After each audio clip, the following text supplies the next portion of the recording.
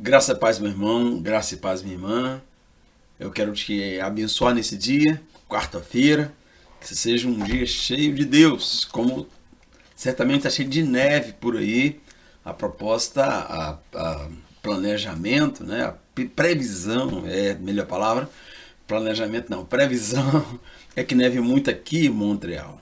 Talvez menos no Brasil, nada no Brasil, né? Talvez em outros lugares neve também, mas aqui em Montreal a proposta é muita neve nessa quarta-feira, desde a noite inteira nevando, e eu sei que não vai ser fácil hoje locomoção. Ontem chuva e água, chuva a 7 graus, né?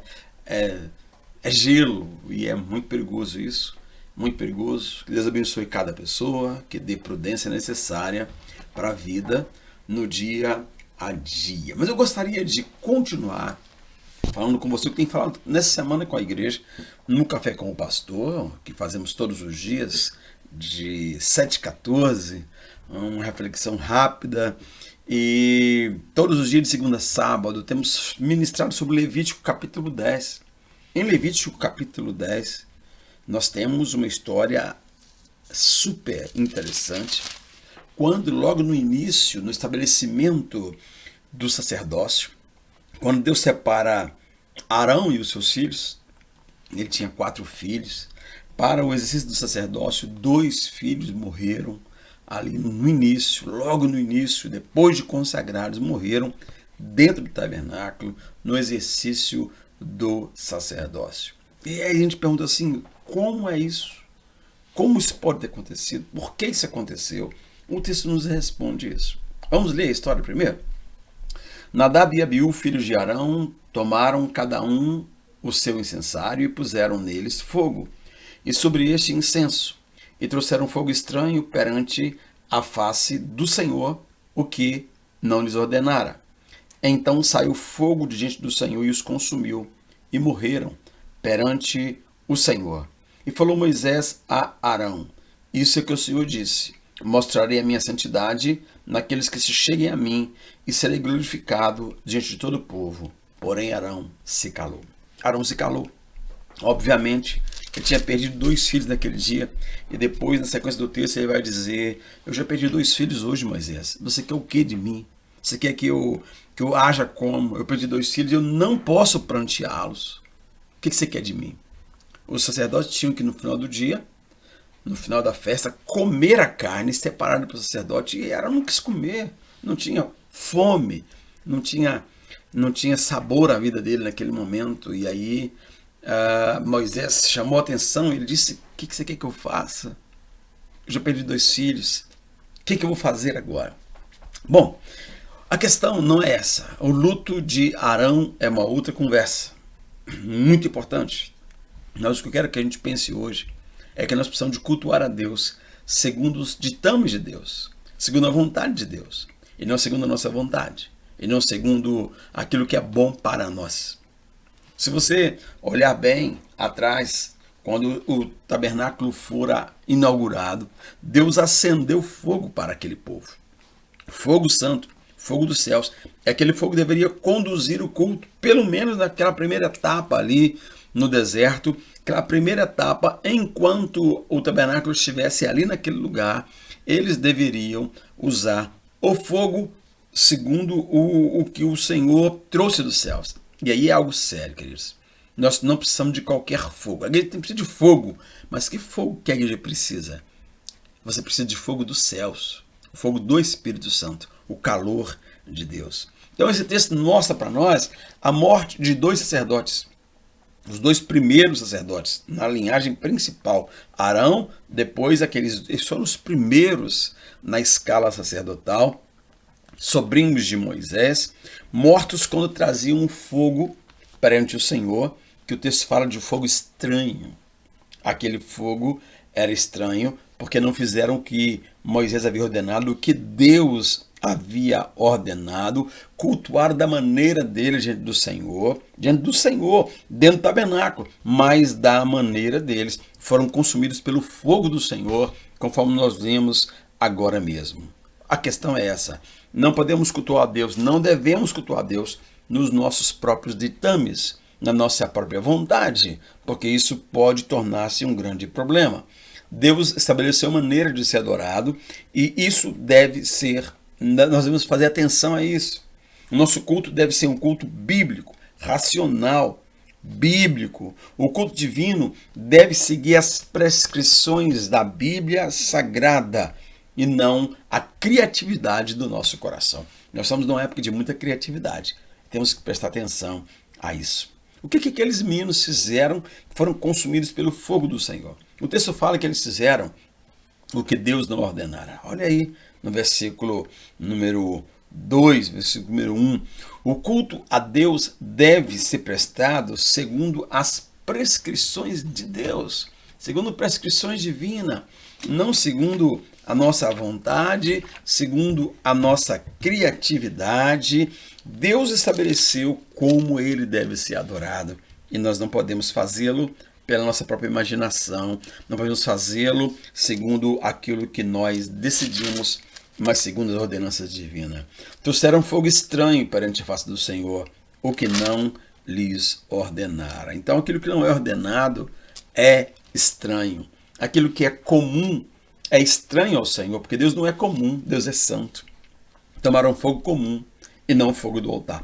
Eles não foram lá fora, não foram lá no centro de macumba buscar fogo, não foram lá, não, eles estavam ali, não saíram do santuário, mas eles pegaram outro fogo, que não o fogo que o Senhor tinha designado para que se queimasse o incenso. Então, queridos, eles não tomaram o fogo santo do altar, recentemente aceso pelo Senhor, tomaram um fogo comum, quem sabe tinha um fósforo no bolso, não tinha um isqueiro, com certeza, mas quem sabe tinha outra forma de fazer fogo, e não sendo fogo santo, meu irmão, é fogo comum, e fogo comum é fogo estranho, fogo comum é profano, porque se não é santo, pastor, mas é assim, se não for santo é profano? Meu irmão, tudo em você é santo, o seu sentar, o seu levantar, o seu comer ou não comer, né? Quer comais, quer bebais, seja santo. Sede santo, porque o Senhor é santo. E se não é santo, se não é seu, está tomando coisa de outro, possivelmente seja, sim, profano. Bom, Deus prescreveu a maneira como devia ser adorado naqueles dias, especificamente, e eles adulteraram isso, queridos. Ignorar o que abraça esses princípios, e muitos deles são mantidos. Nós precisamos de prestar atenção, não traz bênção para você, não traz bênção para mim, e você sabe o que é o contrário de bênção. Então eles fizeram o que Deus não ordenara, tomaram um fogo comum, que ao contrário de ser comum, é um fogo estranho. Outra coisa que eles fizeram, eles entraram juntos para queimar o incenso, e o texto nos fala que eles deveriam entrar sozinhos. É interessante que existia uma outra época que tinha 2 sumos sacerdotes, 2 homens fazendo o papel de sumo sacerdote. Que época que foi essa?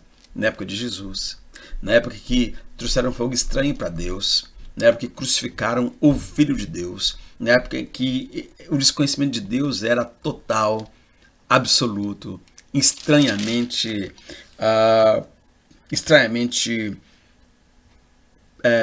popular naqueles dias, viver uma religião, ter fogo no santuário, mas que não veio de Deus. Então, o que aconteceu é que eles tomaram cada um o seu incensário, puseram neles fogo, e sobre esse incenso, e trouxeram um fogo estranho perante a face do Senhor. Está no plural. E aqui não podia estar no plural. Por quê? Porque era símbolo, era um tipo de Cristo.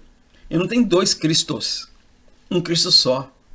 Então aqueles homens estavam fazendo uma representação que eles não tinham consciência. E eles não levaram em conta isso.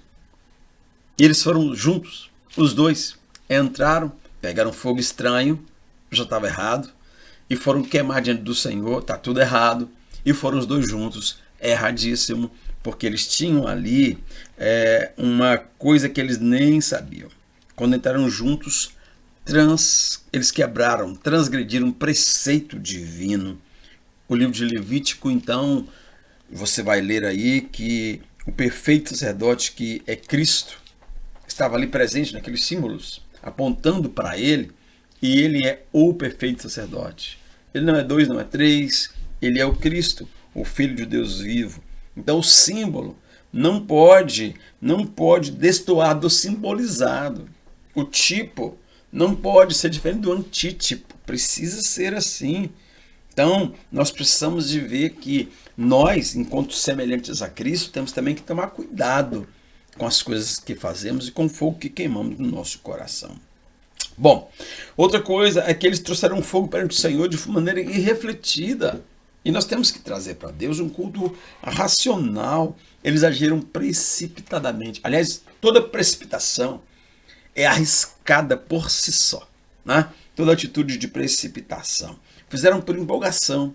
E por empolgação, alguns homens abriram a Arca da Aliança lá em Samuel e foram queimados. Saiu fogo e os consumiu. E por precipitação, ainda em Samuel, quando trouxeram a arca, né? Quando Davi trazia a arca e que o boi tropeçou, e aqui aqueles dois homens tentaram segurar a arca, eles morreram também ali. Grande temor veio sobre o povo, a arca fica parada ali 3 meses. Por quê? Porque eles tentaram pôr a mão, agiram precipitadamente. Mas a arca ia cair. Não ponha a mão na arca. Queridos, nós só podemos estar na presença de Deus se o sangue de Jesus nos cobrir. Por que nós podemos adorar a Deus hoje? Entrar no Santo dos Santos, ele rasgou o véu. Deus sai de lá ao nosso encontro, nós entramos. Por que nós podemos? Por causa do sangue de Jesus. E aqueles homens, a arca tombou e eles não podiam pôr a mão sem que pelo menos tivesse sacrificado ali um animal simbolizando, apontando para o sangue de Jesus, para que eles tocassem ali na presença do Senhor que estava na arca. Trouxeram de forma irrefletida, foram precipitados, e o desejo deles de agir, de fazer, era maior do que de glorificar a Deus. Eles queriam fazer alguma coisa, mas nós só glorificamos a Deus se fizermos segundo a palavra de Deus. Então, eles possivelmente tenham trazido aquele fogo estranho precipitadamente porque estavam embriagados. Logo em seguida, Deus traz ordens estritas para que o sacerdote não usasse vinho durante o exercício. Nada durante o exercício do seu ministério. Eles eram escalados. Então, imediatamente após isso, no versículo 10, capítulo 10, versículo 8 a 11, nós vamos ver Moisés explicando isso, organizando isso, várias orientações ao sacerdote. Falou também o Senhor a Arão: vinho ou bebida forte, tu e teus filhos não bebereis, quando entrares na tenda da congregação, para que não morrais. Possivelmente eles morreram porque estavam embriagados. Queridos, o vinho, o álcool, na minha opinião, e se não é obrigado a aceitar minha opinião, não é bom para ninguém em ocasião nenhuma, sabe? Tem os defensores aí das cervejas sem álcool e em doses bem organizadas, em doses educadas, beber socialmente. Ora, querido, você é sacerdote e o seu turno é aqui na terra. Enquanto o sacerdote está no seu turno, ele não poderia beber vinho ou bebida forte, tu e teus filhos não beberão quando entrares na tenda da congregação, para que não morrais. Isso é estatuto perpétuo entre as gerações. Possivelmente eles, na WBU, teriam bebido antes de ir para fazer o que tinham que fazer. Então Moisés, logo após a morte daqueles meninos, vai trazer essa orientação, deixa claro que aqueles meninos consumidos pelo fogo antes estavam consumidos pelo álcool. O álcool leva você a ser consumido por algumas coisas, por meninice, por exageros, por acidentes, mas também pelo fogo do Senhor. Por terem bebido, se esqueceram do estatuto divino. E possivelmente, nós lendo o texto com detalhes, possivelmente eles tinham presunção no coração deles. Faltou humildade. exaltaram a si mesmos, eram os escolhidos, os eleitos. Só nós estamos aqui dentro do templo, só nós queimamos incenso. Não podemos fazer do nosso jeito, nós somos os únicos filhos do sacerdote. Queridos, a presunção é um negócio complexo. Os pecados de ignorância não eram punidos com morte, mas a presunção é quando você sabe, mas você presume a coisa do seu jeito, sabe? A arrogância, o orgulho, a vaidade, o desprezo pela majestade de Deus, pela autoridade de Deus, os levou a fazer daquela maneira, bebendo de entrar. Meu Deus dos céus! E aí eles morreram ali, queridos, porque a justiça de Deus foi desafiada. No texto sagrado nós vemos várias pessoas que foram tragadas pela terra, né? Que foram mortas de maneira assim sobrenatural, exatamente porque foram presunçosos. No mesmo fogo que consumiu o sacrifício do altar, um capítulo antes, e que foi aceso pelo Senhor, os consumiu os ofertantes daquele altar. Por que Deus foi tão severo? Essa é a pergunta que fica para você e para mim. Por quê?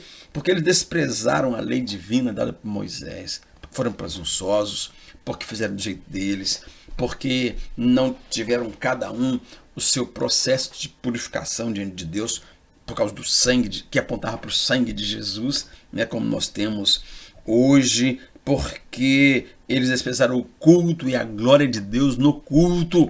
Não podemos desprezar a glória de Deus no culto. O pecado deles foi grave, porque tentaram corromper o culto divino desde o princípio. E o culto divino é sempre alvo da nossa presunção, da nossa tentativa de corrupção. A instituição divina sempre foi alvo. O diabo está sempre imprimindo em nós uma tentativa de competir com Deus. Isso não é bom para você nem para mim. Houve uma bala emocional, como já falei, em Arão, pela morte dos seus filhos. O texto fala disso. Muita comoção no povo. Eles não puderam nem tirar os filhos, porque tinham que continuar com o serviço no templo. E se eles tirassem, ele ou o irmão tirassem, né, Eliezer, se eles fossem tirar, eles ficariam impuros, não podiam continuar o trabalho no templo. E esse luto foi terrível. Terrível para aquele pai, terrível para aqueles meninos. Eu imagino que o sacerdote tinha pensado assim: poxa vida, os meus filhos não me viram ser leviano lá atrás, quando eu fiz o bezerro de ouro, e agora que Deus nos dessa maneira, que coisa terrível. A gente fica se culpando, sendo culpados, né, para uma situação dessa, queridos. Então Deus fala pessoalmente com ele, Deus o consola, e Deus o abençoa. Então, o versículo 10, quando Deus volta a falar para ele, para fazer diferença entre o santo e o profano, entre o imundo e o limpo, e para ensinar os filhos de Israel os estatutos que o Senhor lhes falou através de Moisés. Deus fala com Arão, Deus o consola, Deus o abraça, sabe? E mostra que o vinho rouba o discernimento, e o ensino da palavra que tem que ser trazido com clareza. Então, queridos, os sacerdotes que morreram possivelmente viram o pai beber antes também, e o sacerdote tem que discernir entre o santo e o profano, entre o imundo e o limpo. Então esse é o ensino para você que quer ser um bom sacerdote na sua casa, para você que não tem trégua, que você quer sacerdote de tempo integral. O vinho está proibido para você. Para cultuar a Deus, principalmente, se afaste dele. Não faça do seu jeito, não faça com presunção, não faça porque o outro está fazendo, porque quem sabe Nadab fez porque Abiú estava fazendo, ou Abiú fez porque Nadab estava fazendo. E aí isso vai gerar uma comoção emocional naqueles que te acompanham, principalmente pais e filhos de sacerdote como você. Você é sacerdote de Deus. Não perca esse time com Deus, não perca esse lugar do temor ao Senhor, não perca, continue a servi-lo em nome de Jesus. Vamos orar, vamos orar. Senhor, nós te adoramos, porque tua palavra fala, nos chama de sacerdote de tempo integral.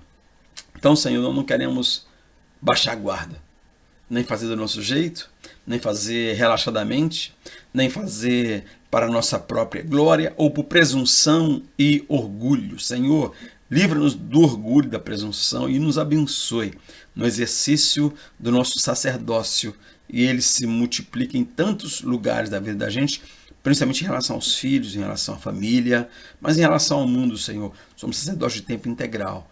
Oh Deus, traz cuidado para o coração de cada um com vinho, bebida forte, que tem roubado, ó Deus, o discernimento e a capacidade de dizer não para muita gente. Daniel disse não para o vinho por causa desse discernimento que ele tanto precisava dele. Nós oramos a Ti com gratidão, abençoando o Teu povo, abençoando os enfermos, pedindo a cura, pedindo a bênção do Senhor, que o Cordeiro de Deus, que o sacerdote perfeito, simbolizado ali, mal simbolizado, mas que era simbolizado no templo, estenda a mão para curar e libertar cada vida nesta noite, neste dia, nesta manhã, a qualquer hora que esse vídeo for visto, Senhor, para a glória do Seu nome, em nome de Jesus. Amém, amém, amém. É isso. Você é sacerdote de tempo integral. Preste atenção, ok? E lembra que você é luz. Onde você passa, as trevas se dissipam. Em nome de Jesus.